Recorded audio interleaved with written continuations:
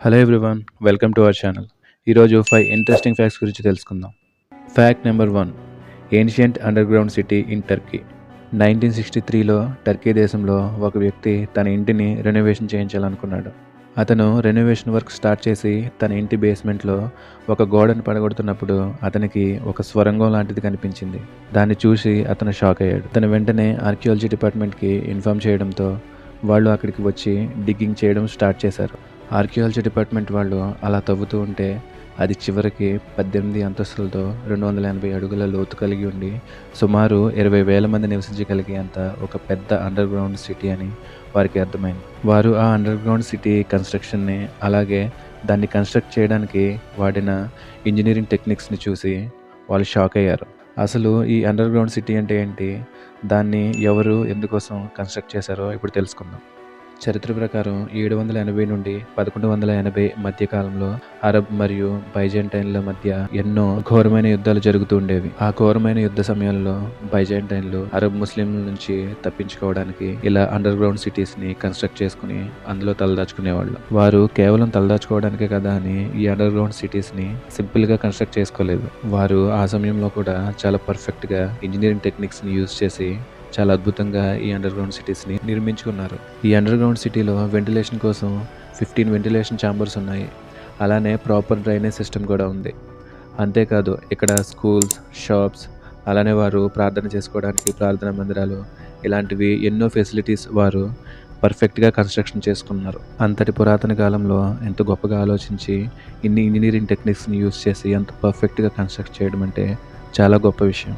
నిజంగా ఒక వ్యక్తి తన ఉనికిని కాపాడుకోవడానికి, అలానే తన కుటుంబం, తన జాతి ఉనికిని కాపాడుకోవడానికి ఎంతటి పురోగతినైనా సాధించగలడు అని చెప్పడానికి ఇది ఒక గొప్ప ఉదాహరణ అని మనం చెప్పొచ్చు.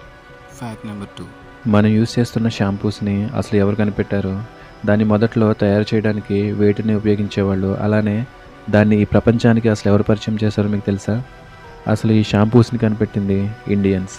పురాతన కాలంలో మన భారతీయులు జుట్టుని కడగడానికి ఒక ఫోమింగ్ ఏజెంట్ని తయారు చేసుకునేవారు. ఈ షాంపూస్ని తయారు చేయడానికి వాళ్ళు ఉడికించిన కుంకుడుకాయ, అలానే ఎండబెట్టిన ఉసిరిని ఉపయోగించి ఇంకా కొన్ని రకాలైన మూలికలను ఉపయోగించి వారు తయారు చేసేవాళ్ళు.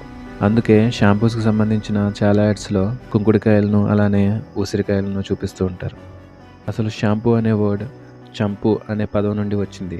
దీనికి అర్థం హెయిర్ అండ్ బాడీ మసాజ్. మొదట ఈ షాంపూస్ని తయారు చేసుకుని భారతీయులు మాత్రమే ఉపయోగించేవాళ్ళు. తరువాత భారతదేశానికి సంబంధించిన ఒక భారతీయ యాత్రికుడు దీన్ని బ్రిటన్కి పరిచయం చేశాడు. ఆ తర్వాత దీన్ని ప్రపంచం అంతా ఉపయోగించడం మొదలుపెట్టారు. Fact number 3.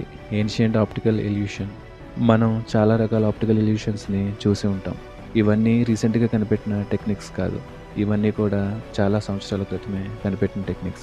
మీరు ఇప్పుడు చూస్తున్న ఈ ఏన్షియంట్ స్కల్ప్చర్ దీనికి సంబంధించింది. ఈ ఏన్షియంట్ స్కల్ప్చర్లో ఒక ఎద్దు అలానే ఒక ఏనుగు ఒకే తల కలిగి ఉండడం మనం చూస్తాం. ఈ స్కల్ప్చర్ సుమారు 850 సంవత్సరాల క్రితంది.